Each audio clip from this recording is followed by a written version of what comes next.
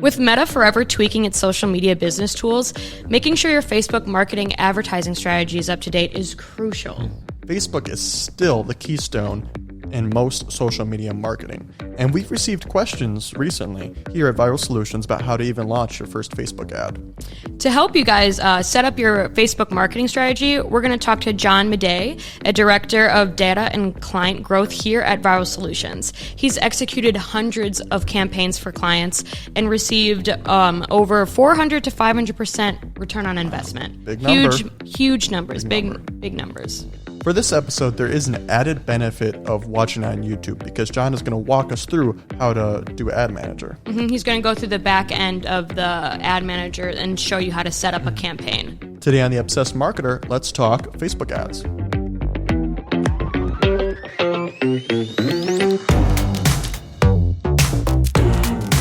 We are here today with John Madej. How are you doing, John? Doing great. How are you guys? Good. Great to be here. So first of all, I have to ask, with all those different options out there, why Facebook? So Facebook, there's a couple of reasons why Facebook's a great option. One, obviously, it's like the largest social network, 2.91 billion users worldwide. Obviously, that's a lot of people. So it's got great reach in North America. Just in North America alone, 261 million people. So with all these people using Facebook, obviously they're collecting a ton of data on everyone. So that's going to help you out with your targeting too. At least compared to some of these other platforms, you can really, hone in on who you're trying to target just because of all those people and all the data that Facebook is collecting on people. Yeah, I think we said in episode 1, it was like, let the platform do some of the work for you. Facebook and Meta has so much data on the people that use their platforms that it can really help you just narrow down and get in front of very specific audiences. Exactly. No, it makes it super easy for you. Like you said, you can get down very granular, very specific to who you're trying to target. Facebook's obviously been in some hot water lately with some of the targeting options and all this stuff. So just recently, like within the last month or two, they actually got rid of some interest options, just things that were too invasive for privacy. That was kind of focused on like political interest, religious interest. Those were kind of the main two, but there's still some other stuff in there as well. But even with that stuff, you can still very granularly target who you're trying to reach with your advertising. So, yeah, I feel like that wouldn't make that much of a difference depending on like what your business is. Like you don't need to know everything. Yeah. But they definitely have the demographics and psychographics that you do need to pick for your audience. Everyone's on there. Yeah. Everyone I know. Like you said, I didn't even realize there's almost 3 billion users worldwide. Yeah. That's crazy. It's crazy. There's a lot of people. There obviously are people that are on Facebook. Like I have a Facebook account. I don't use Facebook though. So it does get a little smaller, but still that's billion with a B. And most even users go on daily. Oh yeah. Which is the crazy thing. So there's definitely is still a large number of people on this platform. For sure. So why use Facebook ads? So the first reason I like to say for using Facebook ads is it's really efficient in terms of costs compared to some of these other platforms. So like when you're looking at Facebook, your CPM, which is your cost per 1,000 impressions, so how much it costs for you to get your ads seen 1,000 times, that's one of the lowest across all the social media platforms. So you can get really good reach and reach a lot of people in your target audience for a cheaper cost than you would on other platforms. And that's really good for people just starting out too, small business owners. When you don't have a huge ad budget like Nike has. Nike's ad budget is probably insane. I don't even know the number, but it's insane. A small local business has probably a decently small ad budget. So Facebook is probably the most cost efficient way for you to go, at least when you're starting out. And even that's good to know. Even if you wanted to run an ad for $10, that could probably get you, close to 1,000 ad impressions. Really? Just $10. Wow. So, for a lot of small businesses, they could just run a couple ads for $10, $15 a day. That'll help, reach their website visitors, just anyone that they're really trying to target and bring back to their website. Yeah. All right, John, say I'm a small business owner and I want to reach people locally. Facebook ads is a good way to do it? Yeah, definitely. Facebook ads is a great way. One of the big things you could do with them is target by geolocation. So I could just put in a zip code and give a 10-mile radius. I could put my specific business address in there and they can do a radius from that too. So you can really get granular into the actual locations that you're targeting. So really great for reaching local people and trying to bring them into your store. Cool. Yeah. I feel like that would be a really good thing too if you had like an event coming up or say something like that.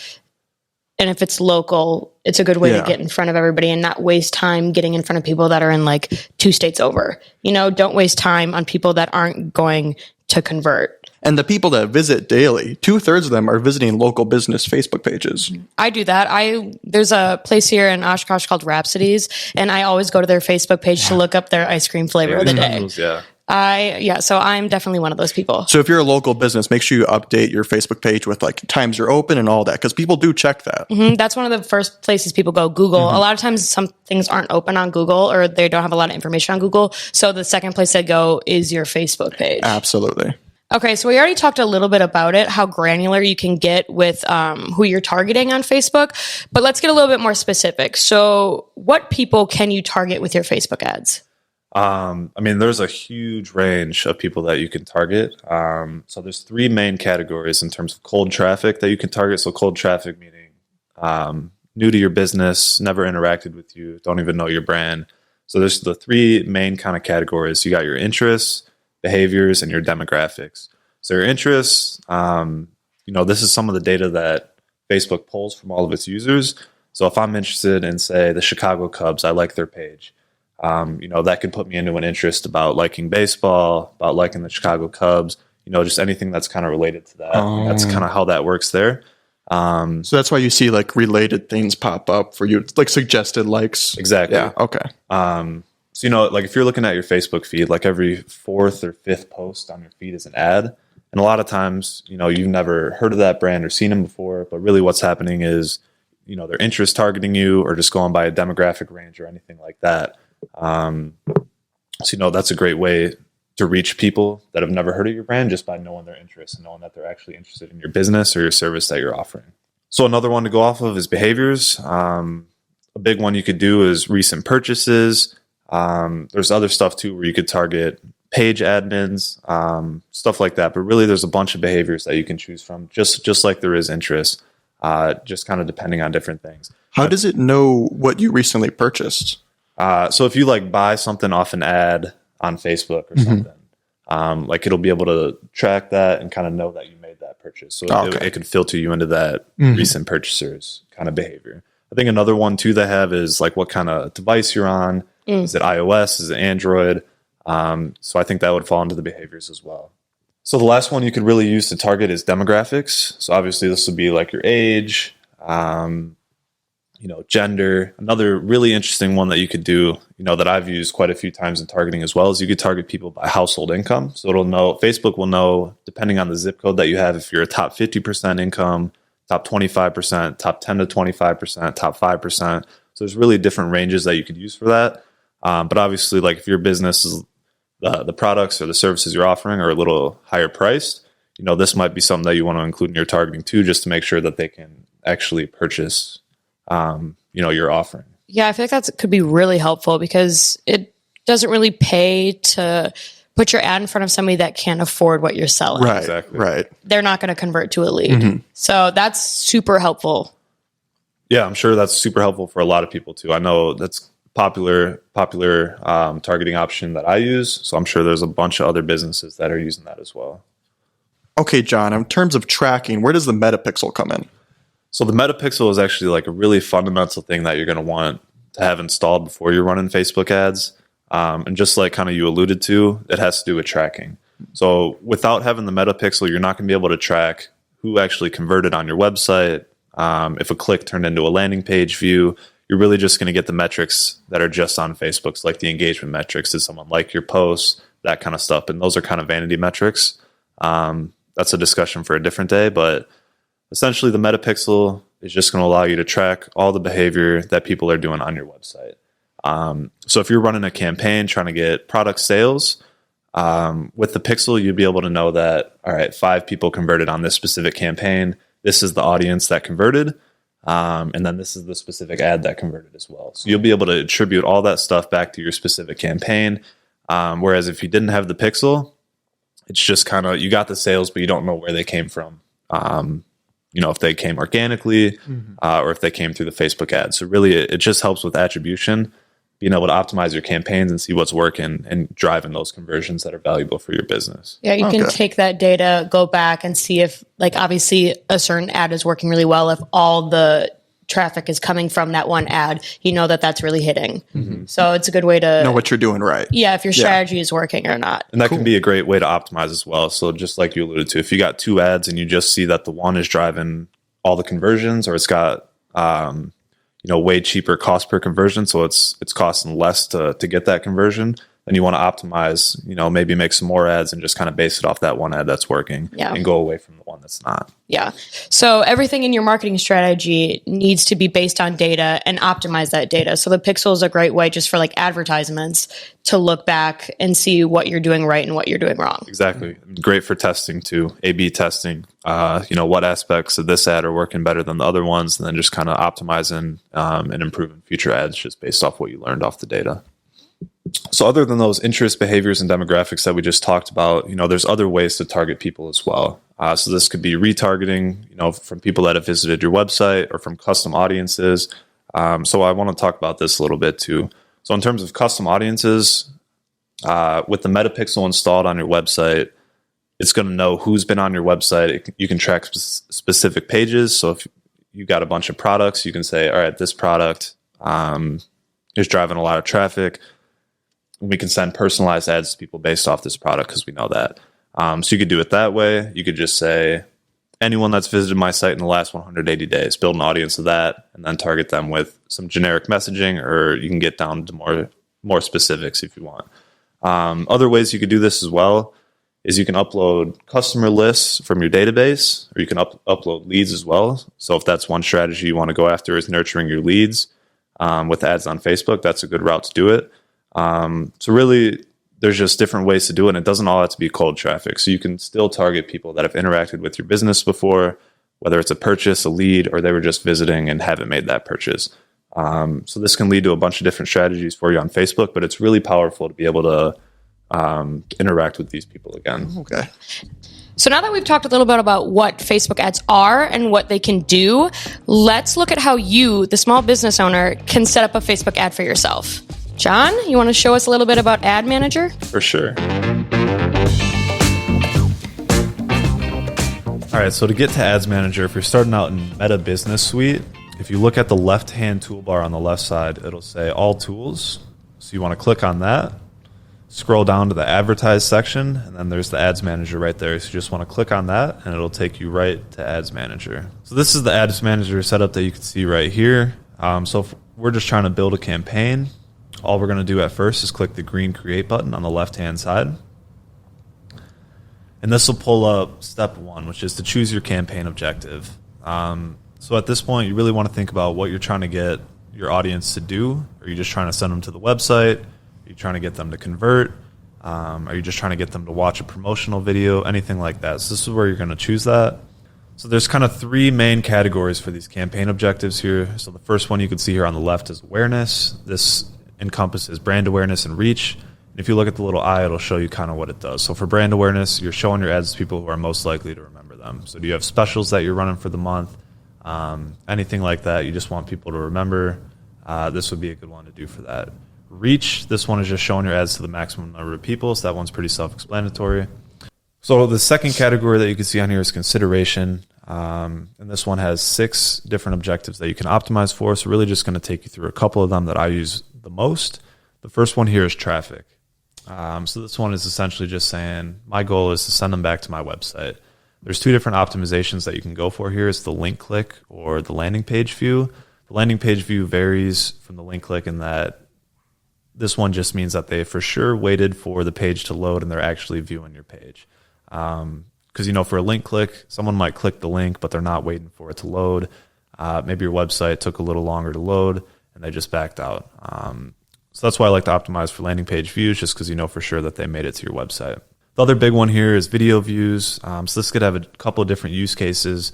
If you're just trying to get people to watch your promotional video or your video just to kind of know more about your business or your products and offerings, that would be a good one to use. Another way you could do this too is like if you have a webinar that you're trying to get people to watch, great objective to go for on this, because it's just going to send to people that are most likely to watch your video. So this last objective category here that you could see is the conversion category. So there's only 3 objectives in this one that you can optimize for. So conversions, catalog sales, and store traffic. Just in regards to Viral Solutions and our clients, the main one that I tend to use in this category is the conversions one. So with this one, you can optimize for different events for your business. So whether that's a purchase, whether that's a lead, whether that's them calling you or sending an email, anything like that. So really there's different kind of actions that you can optimize for. But again, still really important and more specific than some of these other objectives that we're looking at, because you're actually optimizing for a purchase or something that's valuable to your business as opposed to a post reaction or just traffic to your website. It means a little more to your business to do it this way. So once you choose your objective, it's going to bring you to your campaign settings up here. So really not too much at the campaign level that you have to go for. So you're just going to name your campaign. Obviously you want this to be something specific. So when you're looking at it, what the ads were, kind of what the objective was of the campaign. Here you can see your objectives and the one that we just chose. Can you change your objectives from there? Yeah, you can still change your objectives from here. So say you're building out your ad and the rest of your campaign, and then you realize, I kind of want to optimize for something different. You can just go back and do that, and that'd be no problem at all. You can set the budget at the campaign level. So this is campaign budget optimization. If you have multiple ad sets, and usually the ad set is where you got your audience and your targeting, it's going to distribute the budget to the ad sets that are performing the best or that Facebook thinks will perform the best. Generally, I do it at the budget at the ad set level, so not going to do anything there.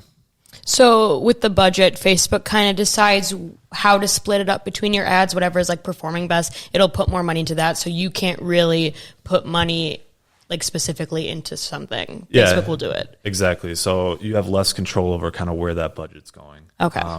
So if you really trust Facebook and their algorithm to kind of just filter the budget for you, then that's a good route.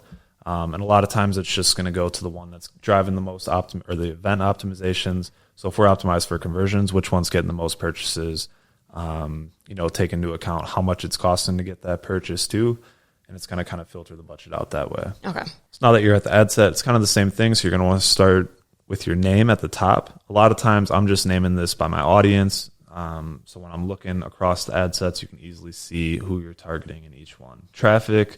So since we're optimized for traffic, you're going to choose where you want to send them. So we just have it set at website right now. And then this is where you get into the budget and schedule. So you could either do the daily budget or you could do the lifetime budget. If you have something that's going to be continuously running, it makes sense to do a daily budget, but you have a specific campaign or promotion that's just going to run for a few days, you could just do a lifetime budget over the duration of that time. So after that section, this is where you can build your audience. So you'll be able to see a couple different things that we were talking about in here too. So whether it's the custom audiences.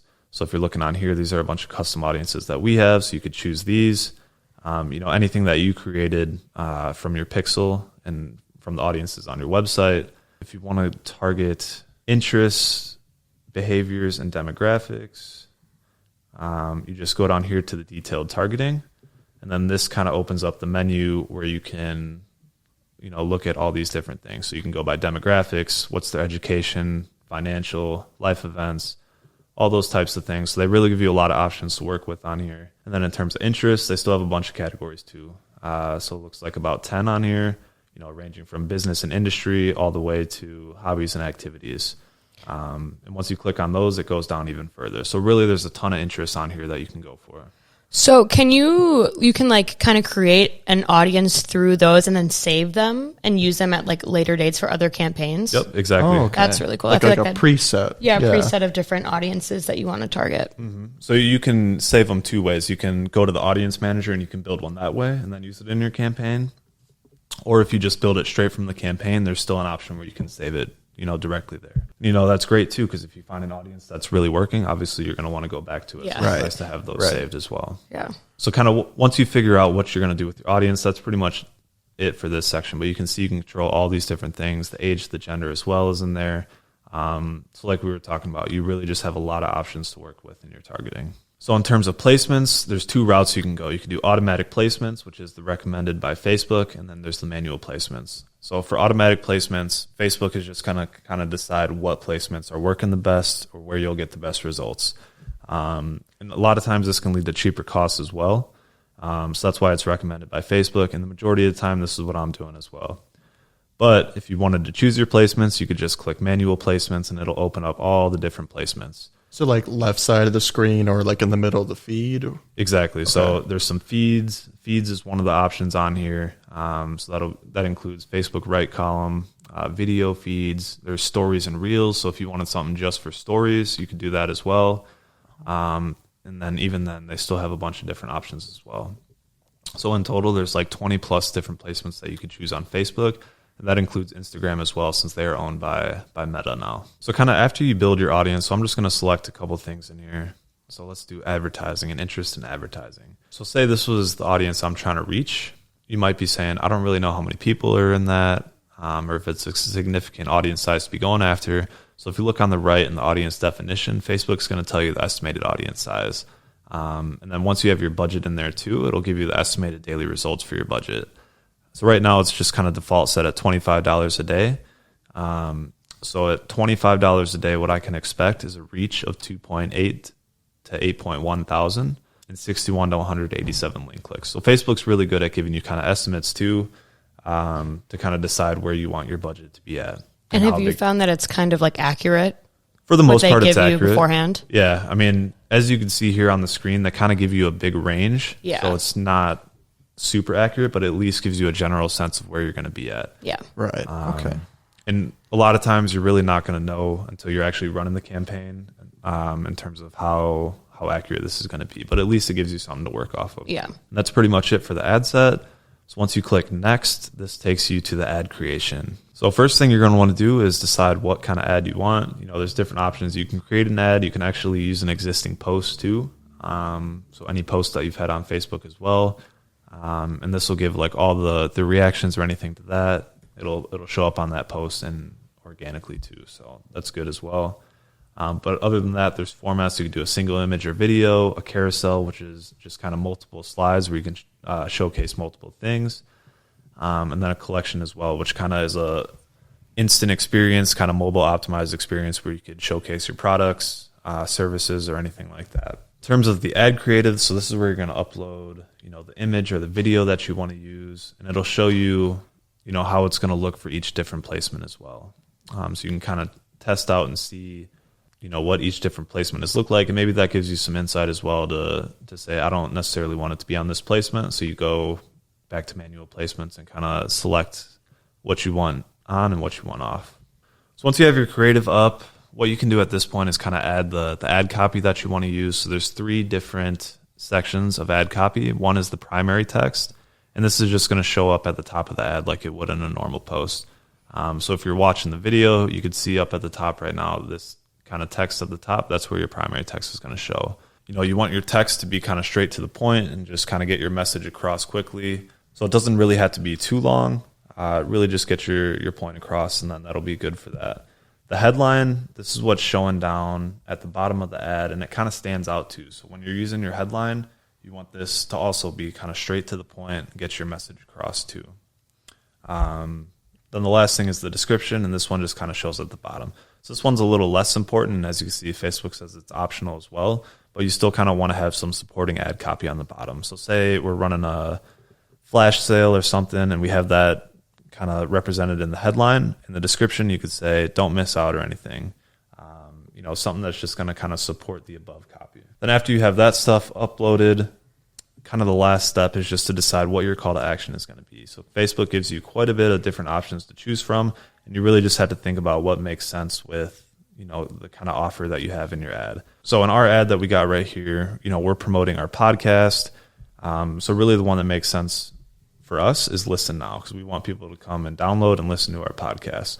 So really it's just kind of relating back to your offer and what you want people to do, and that'll kind of make sense when you're looking at your call to action. But in terms of that, that's pretty much the heavy lifting of building your campaign. And then once you're done with that, you could just hit publish and you're good to go. Thank you, John, for walking us through that. I mean, it doesn't seem too scary. I mean, no, it seems kind of straightforward, Yeah. and it looks like on the back end too, Facebook has little like helpful tips, like they can kind of walk you through it. right. And if you guys need any help, you can always go to viralsolutions.net, click on our little chat bubble. We can always help you out. John knows what he's talking about. He is the ad guy, so he's definitely here to help. Thank you guys for having me. It was a lot of fun. Our pleasure. Okay, let's talk about some of the key points from our discussion with John today. Absolutely. I love how specific you can get with Facebook ads. You can look at the interests and behaviors. This only helps you create more conversions later on. Yeah, and how cheap it is too.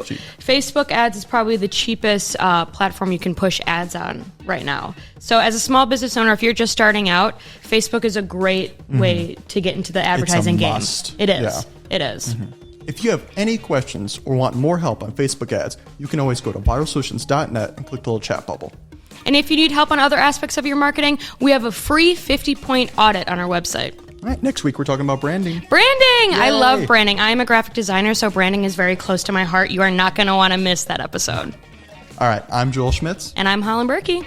Bye. Bye. The Obsessed Marketer is a production of Viral Solutions and produced by Andrew Hayes, Holland Berkey, and Joel Schmitz. Give us a rating on Apple Podcasts and Spotify to let us know what you think. And send any topic suggestions to viralsolutions.net. Just click the blue chat bubble at the bottom of the page. Visit viralsolutions.net for more information on how to strategize, execute, and grow your business. And subscribe to this podcast wherever you listen.